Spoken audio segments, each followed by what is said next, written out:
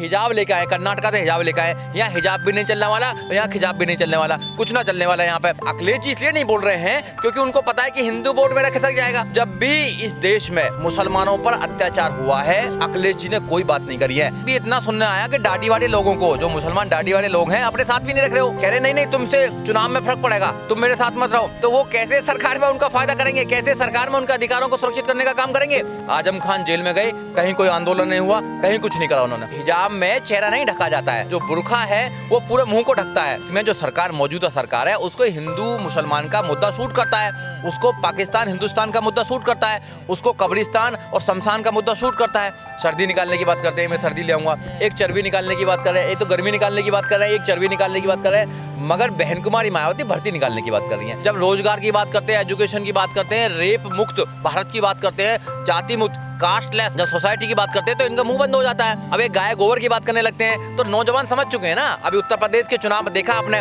उत्तर प्रदेश के चुनाव में हिंदू मुसलमान नहीं है।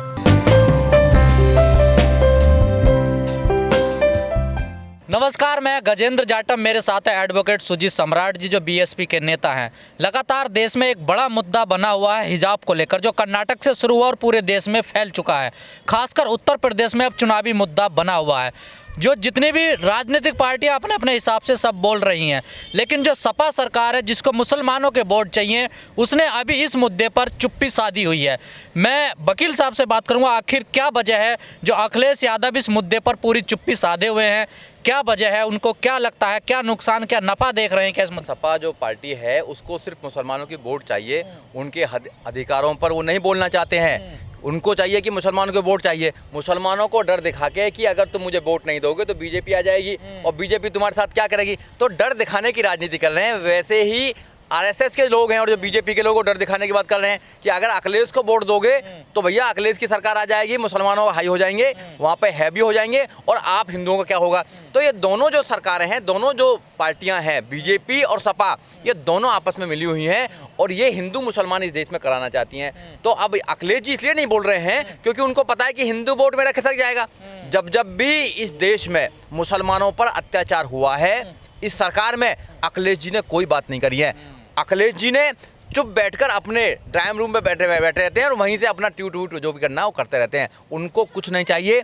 जब भी इस देश के अंदर बीजेपी सरकार ने मुसलमानों के खिलाफ कोई रणनीति करी है, मुसलमानों के खिलाफ कोई अगर षड्यंत्र किया है, तो अम्बेडकरवादी जितने भी एक्टिविस्ट हैं उन लोगों ने सड़क पर निकलकर उसका विरोध करने का काम किया है। चाहे सीए की बात हो, चाहे एनआरसी की बात हो, चाहे और भी कोई मुद्दे हों। उन्होंने, बहन कुमारी मायावती ने ट्वीट भी किया इस पर, और बहन कुमारी मायावती हर मुद्दे पर अपनी बात को रखती हैं। हम लोग हर मुद्दे पर अपनी बात को रखते हैं। वो लोगों को, जो अखिलेश जी है, उनको सिर्फ वोट चाहिए और कुछ नहीं चाहिए। अखिलेश यादव को क्या नुकसान होगा अगर इस पर कोई बात वो रखते हैं? तो नुकसान तो ये होगा ना उनको कि वो चाह रहे हैं कि भाई मुसलमानों की बात ही नहीं करूंगा मैं। अगर मुसलमानों की बात करूंगा तो मेरे जो हिंदू लोग हैं वो भाग जाएंगे। तो वो उनको सिर्फ वोट का वो करते हैं, उनको असली मुद्दों से नहीं लेना देना कुछ भी है। चाहे मुसलमानों के एजुकेशन की बात हो, चाहे मुसलमानों के अधिकारों की बात हो, चाहे हिजाब की बात हो, उनको कोई लेना देना नहीं है। उनको कहना है कि भैया मैं तुम्हारे चक्कर में नहीं पड़ने वाला। उनको तो अभी इतना सुनने आया कि दाढ़ी वाले लोगों को, जो मुसलमान दाढ़ी वाले लोग हैं, अपने साथ भी नहीं रख रहे हो। कह रहे नहीं तुमसे चुनाव में फर्क पड़ेगा, तुम मेरे साथ मत रहो। जब वो एक समाज को अपने साथ नहीं रखना चाहते हैं तो वो कैसे सरकार में उनका फायदा करेंगे, कैसे सरकार में उनके अधिकारों को सुरक्षित करने का काम करेंगे। ये तो सब दिखावा है, सब दिखावा है, सब हवाई है, कुछ नहीं होने वाला। अखिलेश जी जो सोच रहे हैं कि मैं मुसलमान की वोट ले लूँगा, मुसलमान बहुत यहाँ पर इंटेलेक्चुअल लोग हैं, समझदार हैं। अब की बार 58 सीटों पर जो चुनाव हुए हैं पश्चिमी उत्तर प्रदेश में, मुसलमानों ने बहुजन समाज पार्टी को वोट देने का काम किया है। उन्होंने कहा कि ना अखिलेश जी ने वोट ठग लिया हमको। अखिलेश जी के पिताजी जो है मुलायम सिंह, उन्होंने वोट ठग लिया। हमने बार बार इनको वोट दी, बार बार सब कुछ दिया, मगर हमारे अधिकारों पर कभी नहीं बोलते हैं। आजम खान जेल में गए, कहीं कोई आंदोलन नहीं हुआ, कहीं कुछ नहीं करा उन्होंने। सर आपको नहीं लगता हिजाब बैन होना चाहिए या नहीं बैन होना चाहिए? देखो, हिजाब में आपको समझना पड़ेगा जो हमारा फंडामेंटल राइट्स है, आर्टिकल 25, आर्टिकल 15, ये अधिकार देते हैं कि कोई भी जो धार्मिक जो चीज़ें हैं, जो परंपरा है, ट्रेडिशनल है, उनको आप रोक नहीं सकते हैं। हिजाब जो है वो एक मुस्लिम ट्रेडिशन है, उसको नहीं रोका जा सकता है। वहाँ के हाईकोर्ट, कर्नाटक के हाईकोर्ट ने भी कहा है कि फंडामेंटल राइट्स का वॉल्यूशन नहीं कर सकते हैं आप। हिजाब में और बुर्खा में आपको अंतर समझना पड़ेगा।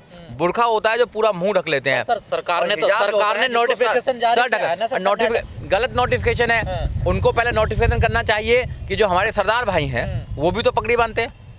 पगड़ी बांधते हैं ना सरदार भाई, वो भी अपने सर को ढकने का काम करते हैं।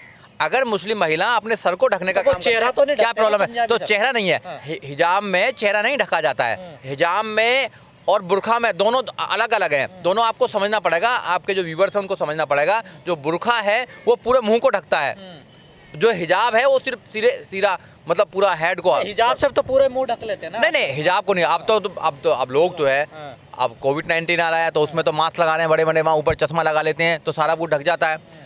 ये सिक्योरिटी रीजन से कुछ चीज़ें प्रतिबंध लगा सकते हैं, कहीं कहीं आपको पाबंदी लगा सकते हैं, बट आप पूरा कंप्लीटली अगर बंद कर देंगे, आप धर्म के नाम पर प्रतिबंध करेंगे, क्योंकि बीजेपी को, आरएसएस को हिंदू मुसलमान की राजनीति सूट करती है ना। सर ये पूरा मुद्दा हिंदू मुस्लिम बन गया, पाकिस्तान भी कूद रहा है इसमें। नहीं तो उनको तो बनाना ही पड़ेगा ना। ये इस देश में जो सरकार, मौजूदा सरकार है, उसको हिंदू मुसलमान का मुद्दा सूट करता है, उसको पाकिस्तान हिंदुस्तान का मुद्दा सूट करता है, उसको कब्रिस्तान और शमशान का मुद्दा सूट करता है, उनको ये सारे जितने मुद्दे हैं। कर्नाटक के कॉलेज में मुस्लिम लड़कियों का विरोध हो रहा है, आपने देखे भी होंगे वीडियो। गलत विरोध हो रहा है, नहीं होना चाहिए। जहाँ पर एजुकेशनल इंस्टीट्यूट हैं उनके अंदर ये चीज़ नहीं होना चाहिए। वहाँ सभी धर्मों के बच्चे पढ़ते हैं, वहाँ सभी संस्कार के बच्चे पढ़ते हैं, तो उसको तो आप माफ़ कर दीजिए, उसको तो छोड़ दीजिए। पहले डिबेट कुछ और हुआ करती थी। पहले जब हम कॉलेज में पढ़ा करते थे तो कौन सा टीचर क्या पढ़ाता है, कौन सा टीचर में क्या होगा।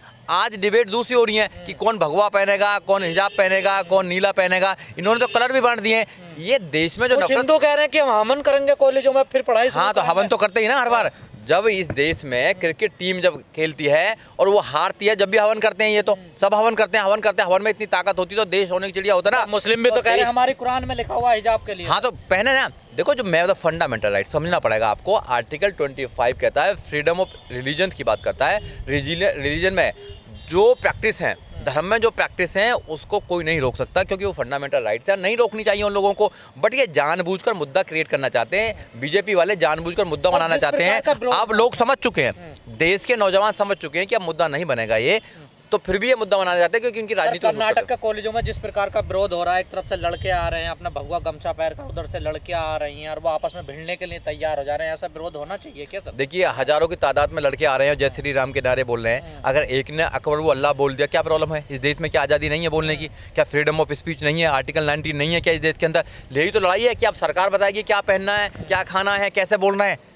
हमें पता है कि हमें क्या बोलना है, हमें पता है कि हमारे रिस्ट्रिक्शन क्या है, हमें पता है कि हमें क्या खाना है, हमें पता है कि हमें क्या पहनना है। सरकार डिसाइड नहीं करेगी उसमें। जब देश के प्रधानमंत्री, देश के मुख्यमंत्री, बड़े सूबे के मुख्यमंत्री जब कपड़ों पर कमेंट करते हैं, खाने पर कमेंट करते हैं, लोगों के चीज़ों पर कमेंट करते हैं, तो समझ लेना चाहिए कि सरकार किधर जा रही है।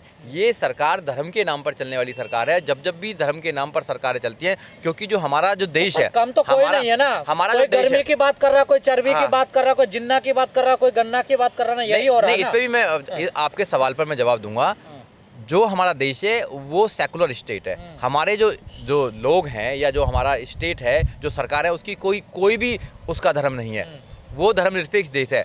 आप चर्बी की बात करते हैं, एक तो मतलब सर्दी निकालने की बात करते हैं, मैं सर्दी ले आऊँगा, एक चर्बी निकालने की बात कर रहे हैं, एक तो गर्मी निकालने की बात कर रहे हैं, एक चर्बी निकालने की बात कर रहे हैं। मगर बहन कुमारी मायावती भर्ती निकालने की बात कर रही हैं। एक हमारी सरकार है जो भर्ती निकालने की बात करती है। ये चर्बी निकालते रहें, ये गर्मी निकालते रहें, कोई बात नहीं, मगर हमारी सरकार आएगी तो हम भर्ती निकालेंगे लोगों के लिए, क्योंकि लाखों लोग परेशान हैं, उनकी नौकरी ले रही है। जो मोदी जी ने वादा किया था कि 2 करोड़ रोजगार देंगे हर साल, कहाँ गया वो?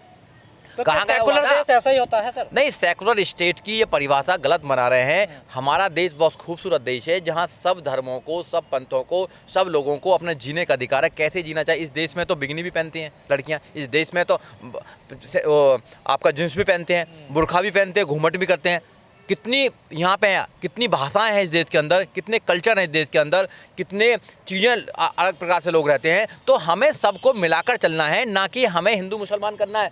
इस सरकार को हिंदू मुसलमान सूट करता है। जिन्ना और वो पाकिस्तान सर ये मामला देखने में छोटा लग रहा, लेकिन ये सुप्रीम कोर्ट तक पहुंच गया। आपको क्या लगता है क्या होगा इसमें फैसला? सुप्रीम कोर्ट इसमें संज्ञान लेने वाला है, संज्ञान लेना भी चाहिए। सुप्रीम कोर्ट को अकॉर्डिंग द कॉन्स्टिट्यूशन इसमें आपका जजमेंट देना चाहिए। आपने देखा होगा, इन्होंने आज ये मुद्दा नहीं उठाया है, इन्होंने तो लव जिहाद का मुद्दा भी उठाया था। और जिन लोगों ने लड़कियों से शादी कर रखी है, आमिर खान ने हिंदू लड़की से शादी करी है, शाहरुख खान ने हिंदू लड़की से शादी करी है, वो लव जिहाद नहीं है क्या? है। उसके बाद में सैफ अली खान ने करी है, वो लव जिहाद नहीं है क्या? उनका लव जिहाद नहीं है, और जो नीचे आ जाते हैं लव जिहाद हो जाता है। क्या का लव जिहाद है भैया? परमिशन मिलती है, मुख्तार अब्बास नकवी हैं, हाँ वो सब सारे लोग हैं। उसके बाद ये अभी थोड़ी आज़ादी से पहले भी जितने भी मुसलमान थे, हिंदू उनकी रानियाँ थी, हिंदू रानी थी ना, अकबर के हिंदू रानी थी, जोधा भाई, किसकी वो रानी थी? अब समझना चाहिए इनको। तो अभी थोड़ी चल रहा है, मगर इनको ये सूट करता है, हिंदू मुसलमान की बात सूट करती है।